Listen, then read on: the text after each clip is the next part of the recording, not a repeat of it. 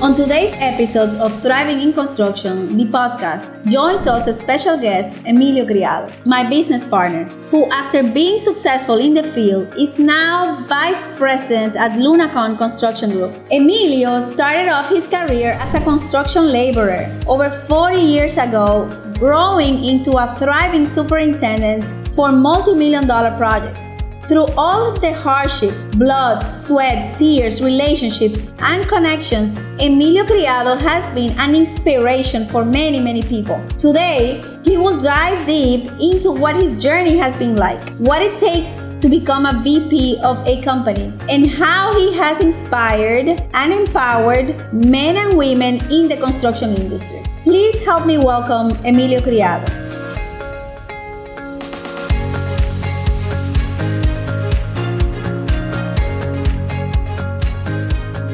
Emilio Criado, welcome to Thriving in Construction, the podcast. Thank you for coming and sharing your experience with me. Thank you for having me. I'm really happy to be here. Emilio, we've known each other for a long time. Okay. This is funny because you're actually my husband. Putting that out there. But I've known you for so long, and I know the different roles that you have fulfilled in this industry. So I feel that there's a lot that you provide to the industry. And I want other people to be able to see what's possible. What are the opportunities that this industry can give to people that don't think they have a chance? They don't think they didn't go through the traditional way of education. And so what gets you into construction? How did you get in this industry? Because from what I know, you like marine biology. So what gets you in this industry? I would say that life for everyone has its journey, and how we get where we're going is sometimes it's sometimes put in the path of who we meet along the way and the necessities that we have along our journey. In my particular case, I got into construction out of necessity. My stepfather had me working with him in construction at the early age of 13, just being with him, being his assistant, and on weekends he would go do some side jobs and I would go with him. I learned quickly that construction was great to make money. It was for him. It was a side job, but he enjoyed it, and he made. It was very profitable for him doing work projects on the weekend. So he would always bring me to these projects. When I was I left home at an early age of 19, and I had this great inspiration to want to be a marine biologist. I wanted to be the next Jacques Cousteau, so I moved to Miami on my own, and I had some friends there, and we used to go to Miami we lived in New York, and we used to go to Miami in the summers. So when I moved to Miami and while I was studying, I pretty much was on my own. And what did I know how to do? I didn't know how to do construction. So for me, it was a necessity to get into this business. So I became a laborer, and labor was something that got me through some hard times when I had to pay my rent, put food in the refrigerator, and take care of all my needs while I was going to school. So how old were you? 19. 19. So you come to Miami and you start into construction as a laborer. And then what happens? Well, I became a laborer. I was a laborer for a very short time. I was on a project. At that time, they were building the Metro Rail all the way down US 1. They were building those columns and building the Metro Rail. And this lady, to this day, I call her my guardian angel because she's the one that kind of got me into changing from a laborer to getting into carpentry. Did you know this lady? No, I didn't know her. She was she worked in the trailer, but she saw that I was young and I was ambitious, and she had asked me she said to me, you really don't want to be a laborer. You work hard and there's very little room for growth. Why don't you become a carpenter? So this lady works in the trailer of that project, the Metro Rail project? Yes. And what was her role? She was just a clerk. She was a clerk there. And she had a position of overseeing the administration in the project. She was at the end. She's the first person you see when you you go inside the trailer. So she was like an administrative assistant, secretary, clerk.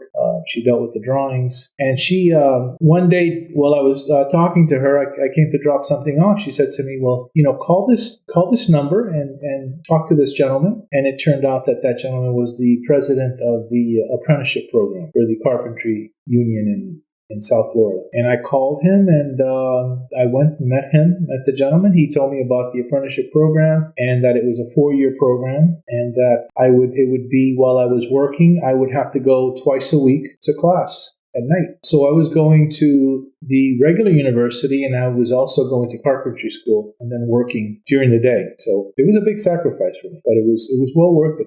I graduated 4 years later as a journeyman carpenter, and the rest was history. I climbed the ladder quickly as became a foreman for carpenters, and I became an assistant superintendent. Then I became a superintendent, and pretty much I never looked back. I was a superintendent for pretty much over 30 years. For multiple projects. When you, as a laborer, what's a laborer? What do they do? Well, a laborer pretty much is somebody that you're in the trenches. You're either digging holes, you're carrying lumber. The labor is the workhorse of the construction project.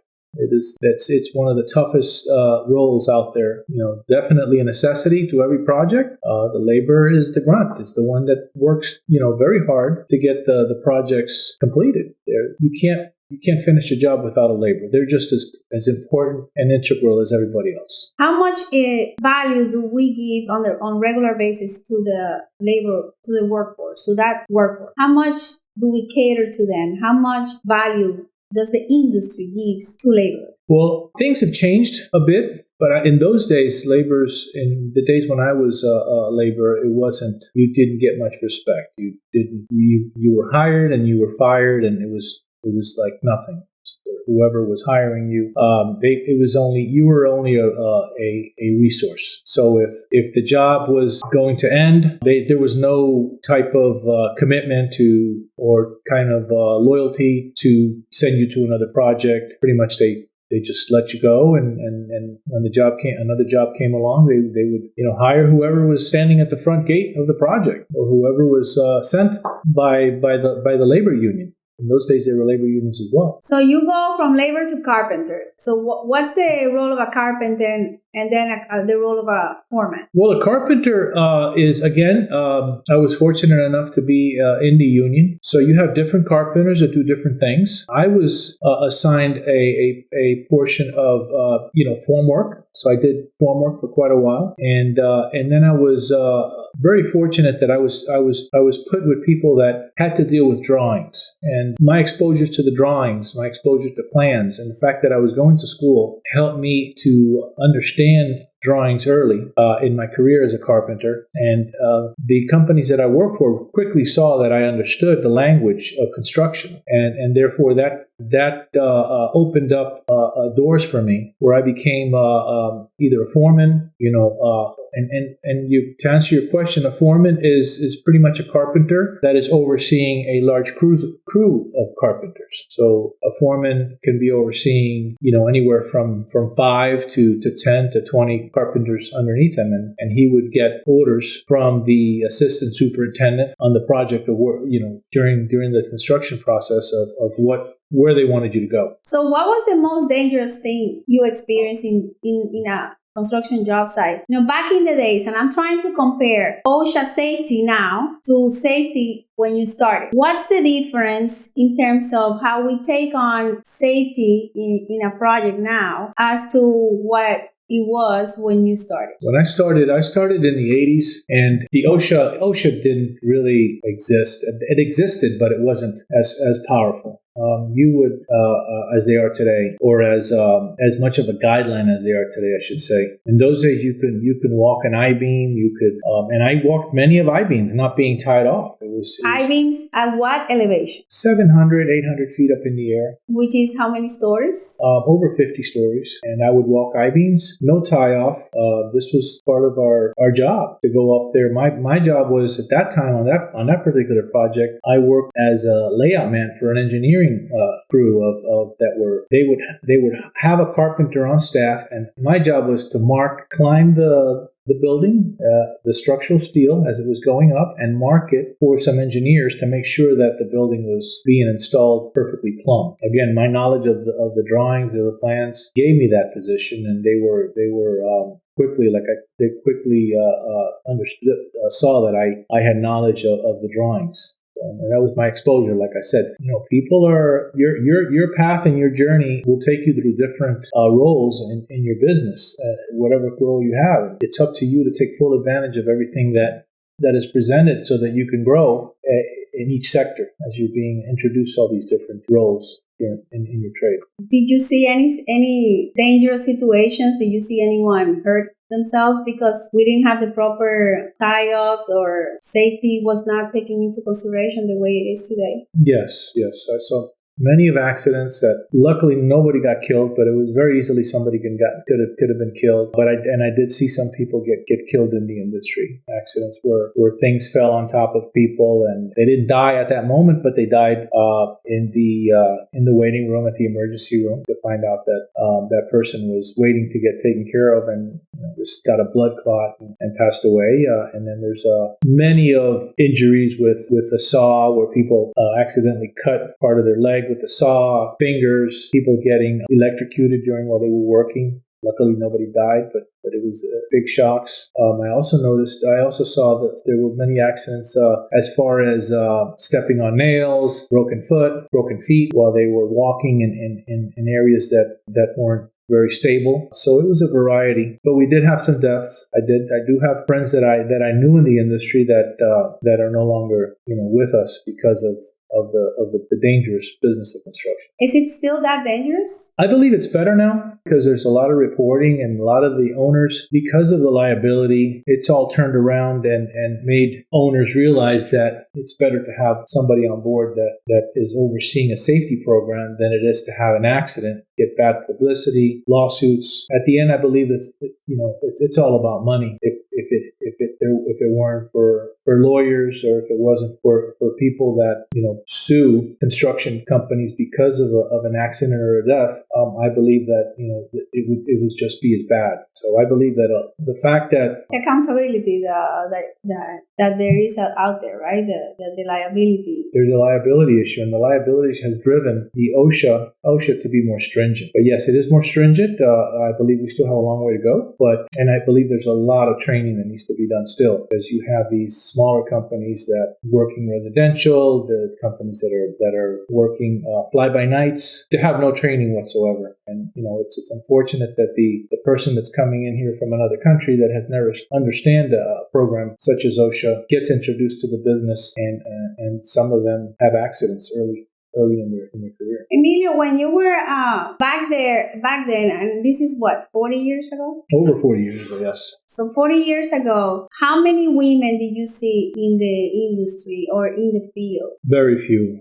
I can only, when I was a carpenter, I can only remember one woman as a carpenter in the field, and she was doing the surveying, but she would also be doing carpentry when she wasn't doing the survey on the field. How was life in construction for her? If you were her, if I could ask her that question, what would you think she would say? I would say that she would respond that it was very tough. It was very tough because she had to put on a very strong face, a very strong shield, because the amount of criticism, the amount of just lack of respect she was going through, being a woman in the industry, and the fact that construction is a very macho business where men pretty much, they become a different person when they're in the construction project. They become more vocal. They become, the carpenter, the laborer, and there wasn't a lot of respect in those days for women. Why would this woman, questions like, why would this woman be here?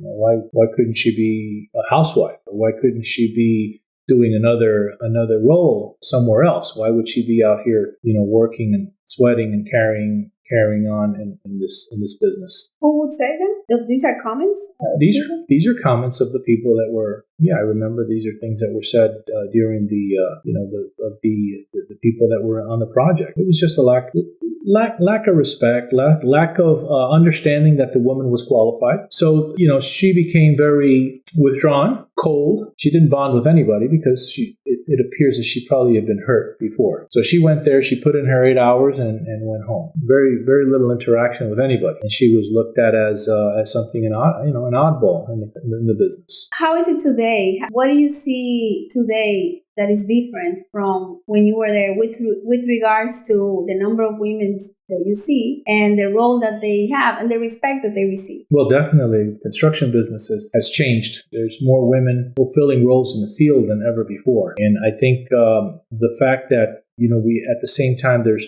been the companies that have embraced women in construction have also embraced an understanding of and a training of harassment and respect, and have embraced that so that they can grow their program and have a little more diversity in their companies. It still has a long way to go because women are still the minority in some companies, but it's on the right path. What's your perception when you and I go networking?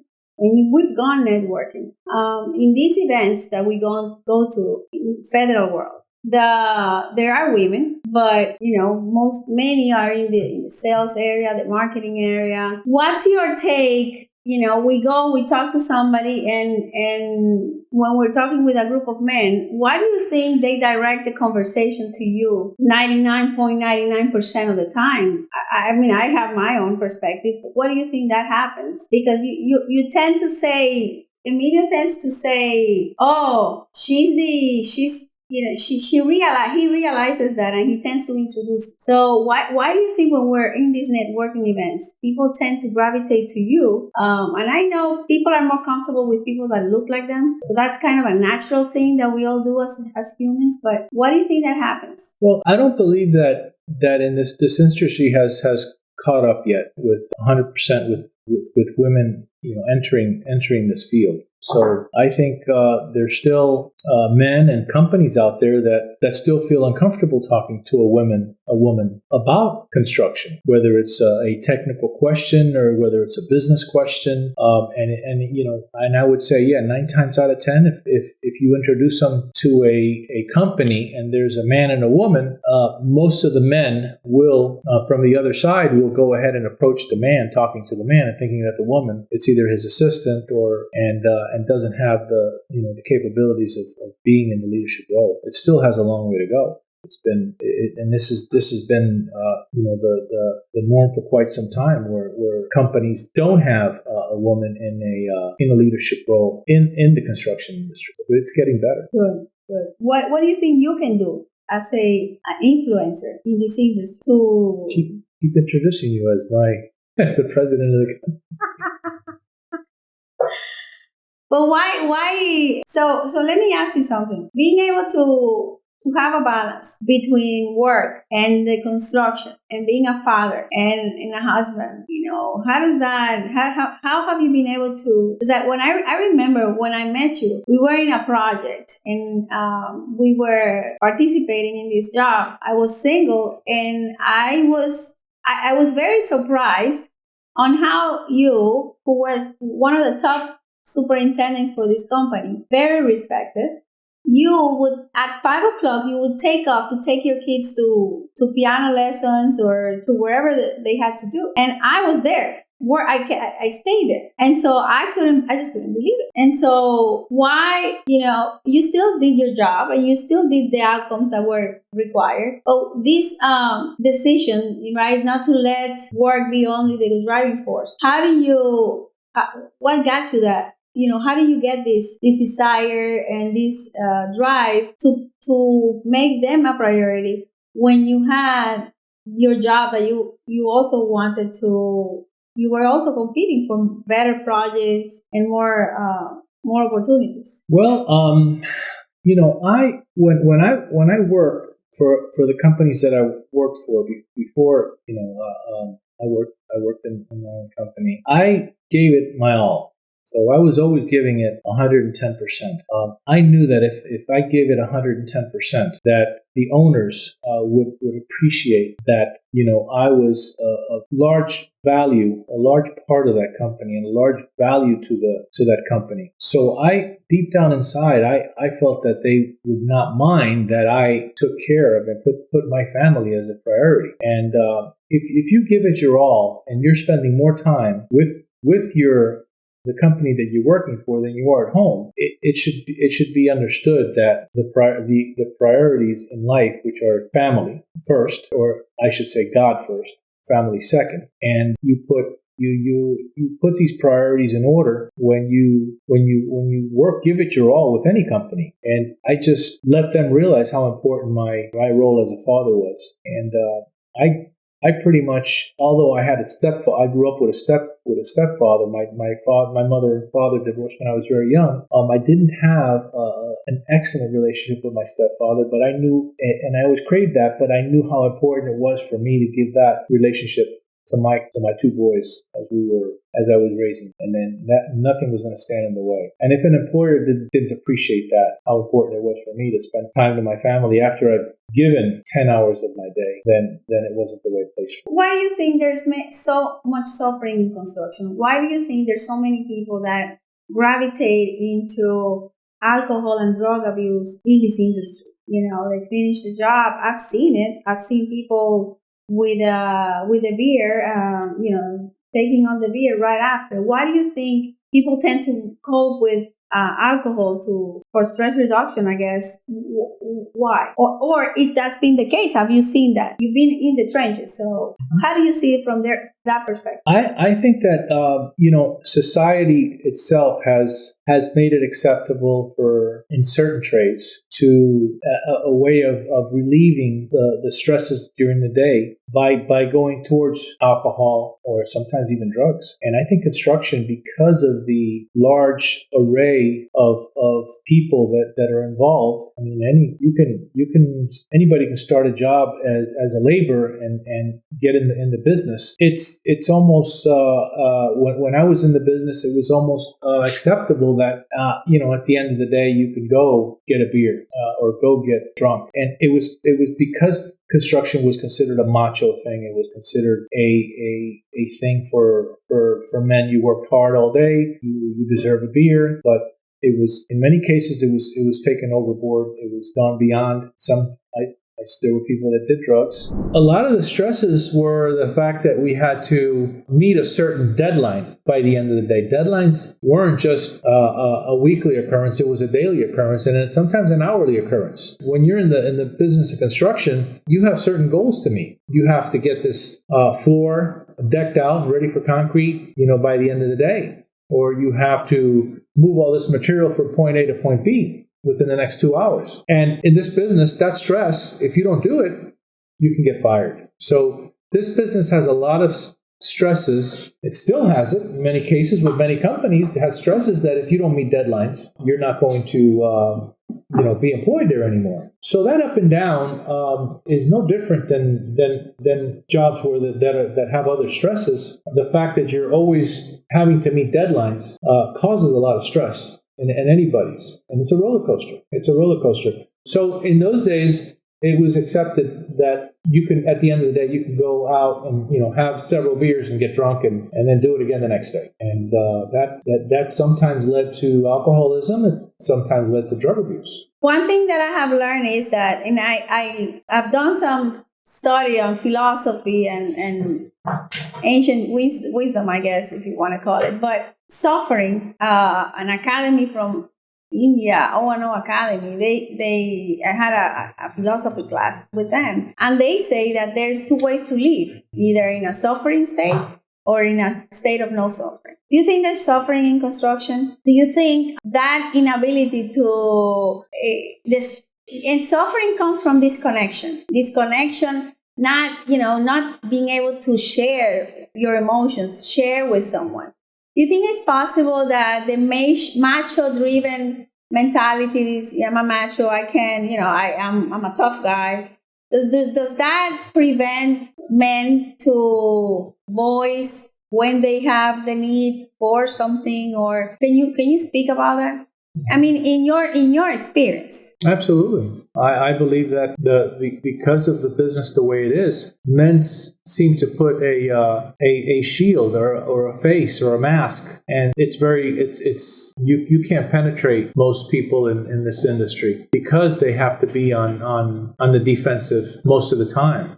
Whether it's because they have to meet a schedule, or because they're afraid they're going to lose their job, or because there's deadlines that they have to fulfill, or somebody else is competing for their position. So most of these men, most of the people in this business, very superficial communication between one and the other.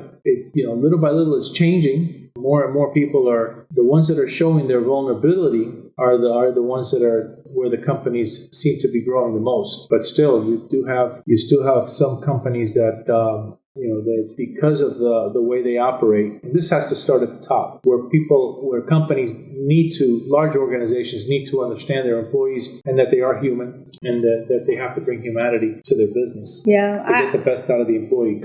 Well, and not only that, it's just we're in a community, right? We're building a community, and it's so important to build teams to be able to be vulnerable. Otherwise, people can't relate to you. So, seeing a man show the vulnerability allows that person to connect with the other, because now they say, okay, they're real. And a lot of times we get into arguments and these confrontations that the industry promotes. And I believe part of it is probably that lack of vulnerability that exists. It's like nobody's really talking about their pain. Nobody talks about what is really hurting them. And they could have a client that is not paying them, and is not paying them or many other people. And nobody talks about, they all can have the same type of issue, or no one talks about it, and the issue might not even get resolved because we're not sharing that. We're not finding common ways to solve it, right? There's still a lot of growth that has to be done in that part in this business. People haven't been trained to be vulnerable, to show who they are, and to bring emotion into this business. Emotion is still left out of construction. You have to pretty much put a poker face, and it's still very strong in the business. People have a poker face. People have a mask, and it isn't until you sit with these people and you have a really one-on-one conversation that you realize what they're going through. And we participated in a project that, for a large company, I'm not going to say the name, that when we walked into that trailer, we needed to negotiate something, right? They didn't want to pay for work that was already done. We went in that project and we realized that the trailer, the compound, because many trailers, it was like a trailer city. This person that was the leader of that team for that company had when he would get upset, he would punch and make holes into the trailer walls. And I mean, I just couldn't believe it. Yes. And that was his stress management technique, which really didn't work. But that was his intimidation. And more often than not, some leaders in this industry still intimidate in order to get what they want. And that is it's a dying breed, but there's still many out there that intimidate their work crew, their staff, to get what they need from them. And that method of communication isn't the right way to do it. You should gain the respect and not demand it. In this particular case, he was demanding respect from everybody. And I remember that clearly. And like I said, that's a dying breed. And I think the more education that's out there on communication for the superintendents and project managers as they run their projects, the better this will get. Talk to me about your first interaction with a woman project manager.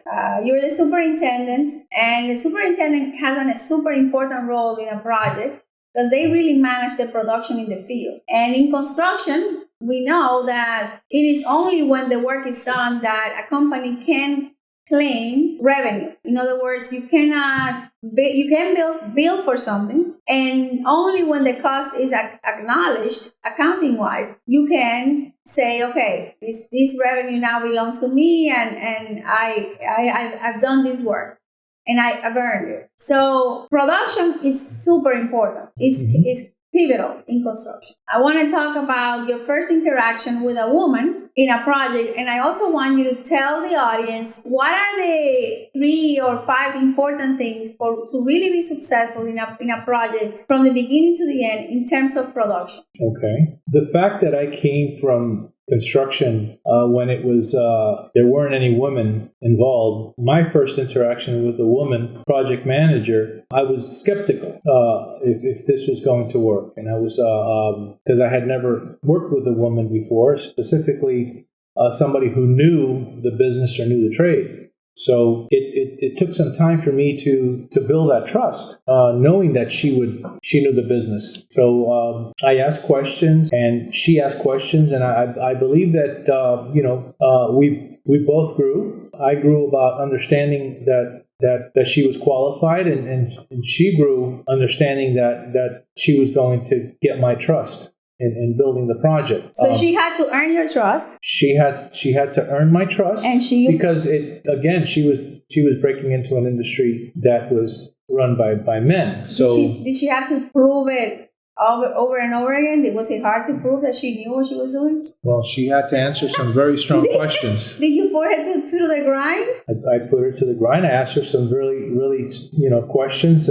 And you're always interacting on what questions are in the field, and so you got to speak the language of construction. Did you try to prove that she didn't know? No, that I didn't do. I didn't try to prove. I did question her to see what she knew, to see if she was on the same page that I was, because I would do that probably with anybody, but I'd say I would probably did it more with her because she was the first time that I'd worked with somebody, and I wanted to see if she was qualified. Like how many did you do this with men project managers? No, I would say because, like I said, I come from the old school, and I had never worked with a woman before, so I had to go through this. This was new to me.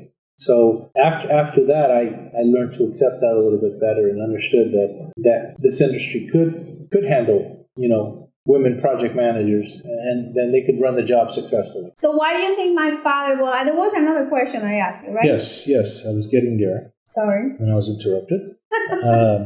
But I was getting there.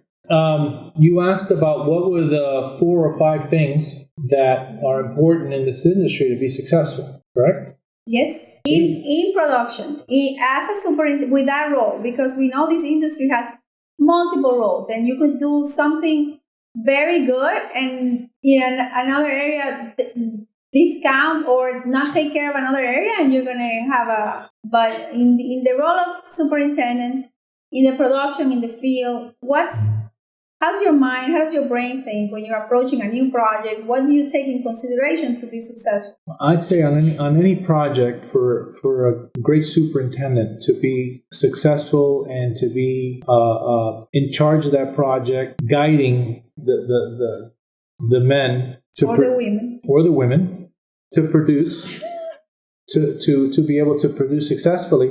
First of all, needs to understand the scope. What's the end in mind? What is the role on that project? What's the outcome that you're looking for? It could be that you part of a bigger plan. Whether if you're building an airport, you're just in charge of the building, but you're not in charge of the runway. And what is your scope on that project, and what is it that you're going to impact you if you don't finish on time? The second item would be what are your resources? How qualified is your team to be able to successfully meet this goal? Whether it's bringing something in, completing it on time, or being part of another larger program, another part of the project. The next is understanding. Once you have what your goal is, and now you have your resources, is understanding the third. What I would say one of the most important would definitely be understanding the schedule. And I would put all these 3 items in. I would put the schedule, the budget, and the administration of the project. I would all those items in 3 is for the superintendent to understand all those parts of the project together as he builds the project. And the fourth, I would say, would be the running the field. Once you have your staff, once you have your schedule, you understand your end in mind is how are you going to put everything together and run this on a daily basis, whether it's understanding the logistics of the project, understanding the day-to-day activities, how the workflow is going to happen every day. How do you put all this together logistically? And how do you keep everybody communicating? And how do you keep everybody understanding their role? And how do you form a communication between all these trades to make this work? I think if you put all those four together, those four items, you can run a project successfully. Where do you leave the client? The client would be part of the administration, number 3, where you're understanding your schedule, you're understanding the submittal process, the RFI, and also part of number 1. What's your end goal? You know, your client wants you to finish this by such a date. Your client wants you're part of a bigger plan, or it could be as simple as your client wants this building done. What is the end in mind? Where do you leave the communication with the client on a daily basis also? As you are running the field, what's your experience with the involvement the client has, or maybe the end user more than the client, who's also part of the client, but there's always someone that you have more contact with. The person that is going to use the project. If it's a school, a lot of times this is the superintendent, the principal of the school, or sometimes in the Army, when we don't work for the Army, is the end user, right? Whoever is using that facility. So what role do they play? I believe that the communication between the owner and what is his pain? What is he asking for, so that you can give him an experience beyond his expectations? And you ask, by interacting with the owner, you can find the answer to that. A lot of times the owners will show you how proud they are of their project, and how proud they are that this project is to them, that they are that it's finally coming to reality. Some of these projects have been in their dreams for years, and finally it's coming to life. So it's up to you to give them an experience that they'll always remember. What's the most challenging project you had? I would say the most challenging projects that I've had are jobs that have been very logistically challenging. Like, for instance, airports, where there's a lot of variables to every activity that you do, whether it's security, you have passengers that could get impacted. You have the planes that need to take off at a certain time. They need to land.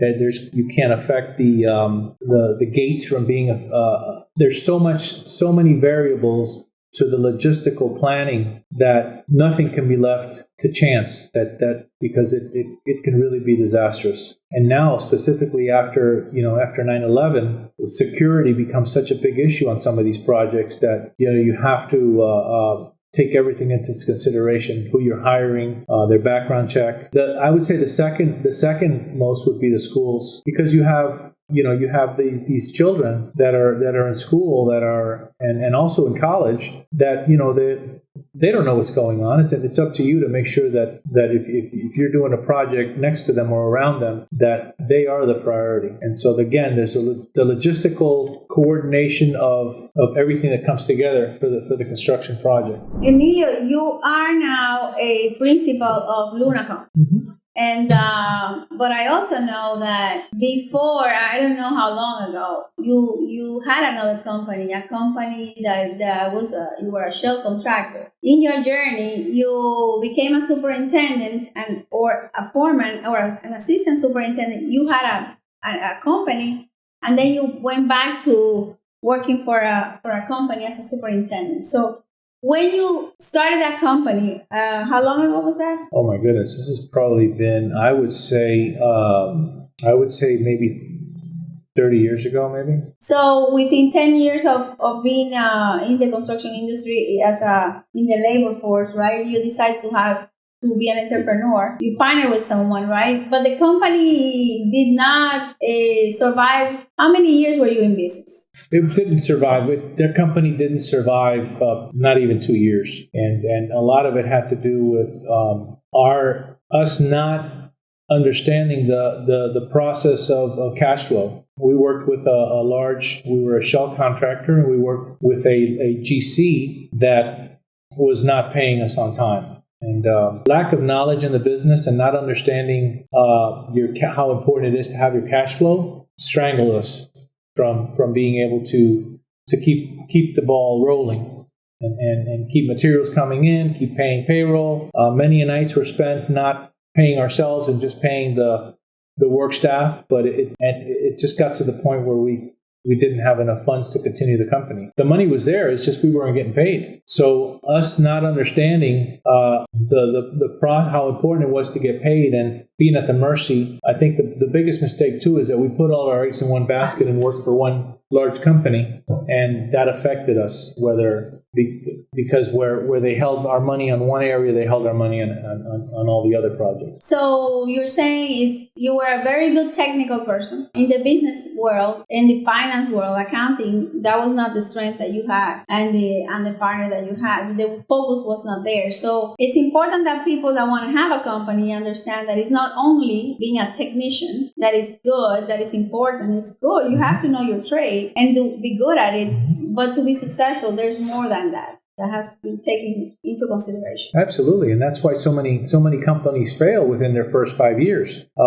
They fail because I tell this to a lot of young companies: is your first year you're making a lot of money, your second year you're making more, and you think that the sky's the limit. Because you don't have a lot of overhead. The owner is the technician, the owner is the entrepreneur, and everything in the company. But then once they reach that third and fourth year, things change. You're getting more work, but you're not managing your money, and money can go out as easily as it comes in. And that's the biggest mistake companies make, is that the owners don't realize that they can't fulfill every hat in the company. They have to bring other people in to help them, because they cannot be working in their company.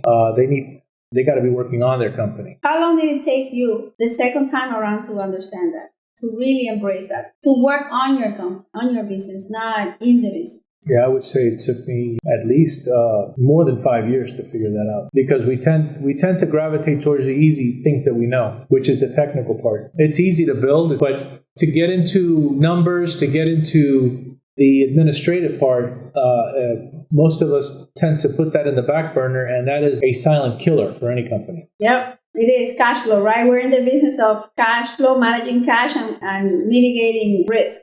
Right. So you and I met in a project, and I remember that you were not the person that I didn't know you, but I knew of you, and you were not very liked in the people that I knew. And you get to be in my project. I'm the project manager. What was when you saw me, another woman in construction, what went through your head? So is this part of this script? You really need to, you got to be honest. Well, I didn't know you. And again, in those days, we didn't have a lot of women in construction. So I had to see if you were qualified. You had to see if I was qualified. So I had to see if you were qualified. I wanted to test, your abilities and see if you were, not just there because you had a pretty face. But you knew I was an engineer and I had a master in construction management. Mm-hmm. What else did I have to prove? Well, anybody these days could get into the business having a degree in project management and construction management or a master's, but still not understand the language, as you probably know. You could learn what you learn in school, but once you get into the field, it's a whole different field. Experience is a big part of anybody's career. Mm-hmm. And I needed to know if you knew that. If I deserved my position, right? If I had worked enough to earn my position, right? So. Yes. What did you come to realize after you test me? I came to realize that you understood the business. You had field experience before you came there. So Emilio, how do you transition from 20 years ago, right, when we worked together, where you're testing me, to change your thinking with regards to that, to the approach and your experience with women in construction, but also deciding to being okay with a business opportunity again. I started a company and then you joined the company, but you already had traumatic experience before that. So how do you transition your mind from this didn't work out the first time and I'm going to do it? And you know what? There's a lot of value women bring to the industry.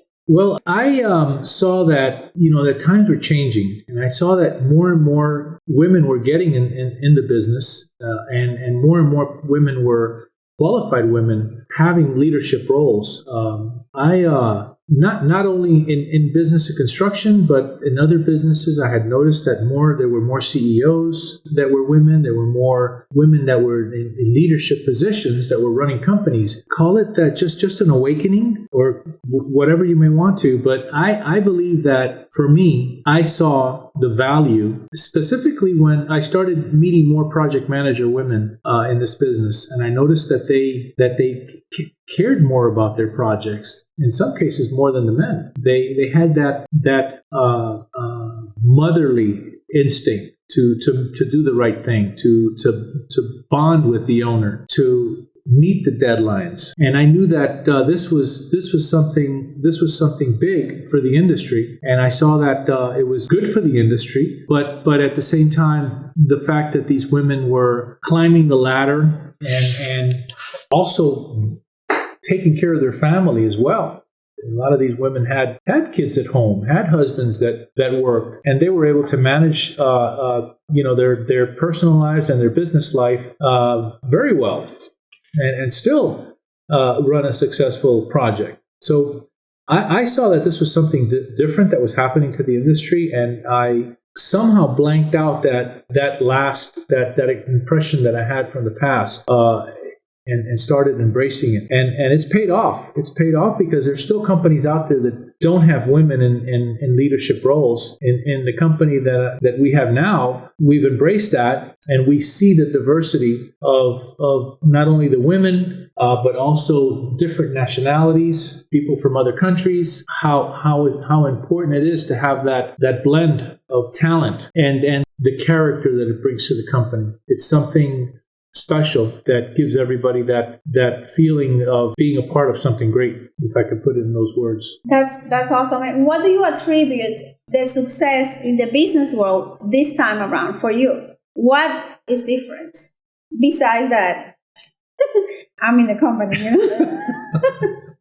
I believe that the success this time around has been being wiser on decisions that we've made. Looking back at the beginning, we could have been a statistic like other companies had we just continue to grow and not handle the administrative part or not develop relationships. I think this time around, we're not looking at a project as a one-time thing, and we've developed a relationship with owners that to this day, these relationships still exist. Handling the overall business as a whole and not just the technical part, and developing a relationship with the client for future work, and embracing the talent from the whole team, whether it's the women or it's the diversity that we have from every nationality, has been an integral part of our growth. How important is talent and culture to the success of a company?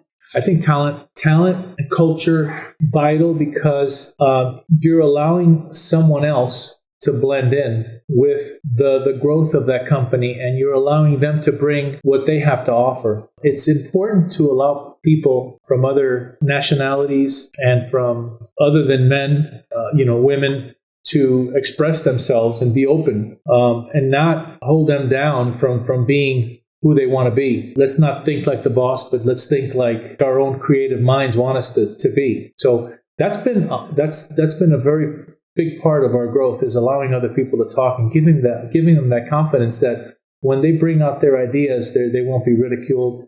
and they won't be put down, and that their voices and their ideas, their ingenuity and their talent, it has a part in the growth of this business that we have. And considering that you had a company that it was a failure, right? Because the way it's seen, right? How do you see failure now with the experience that you have? I'm sure that memory created a lot of pain, and you were able to blank that out because you did it again. How do you see failure now? What's failure for you? I believe that failure is not an outcome that makes you give up. It should be an outcome that prepares you for the next step. It's a big part of success is failure. There is no success without failure, and they go hand in hand. And what would you say is your biggest transformation in this industry? In other words, we're builders, right? We build buildings, projects, roads, bridges. What has been the transformation for your soul, for your life, that this industry has brought to you? At this stage of my life where I'm at now, I believe the contribution for me is probably one of my biggest goals is not only to continue to help the company grow, but also to contribute to other companies as well as young people that are getting into this business. This business can be profitable and it can be fun. You just need to look at it for what it is, and that is that it's a business that requires a lot of planning. But most of the time, this planning is what creates the lack of planning creates the stress that people go through. The lack of planning, absolutely. There's no doubt about that. And a lot of times, we go on projects, people don't even look at schedule, and the schedule is a tool that we have to plan. Right. So I have two more questions for you. And what happened to marine biology? Well, I got taken over by fishing.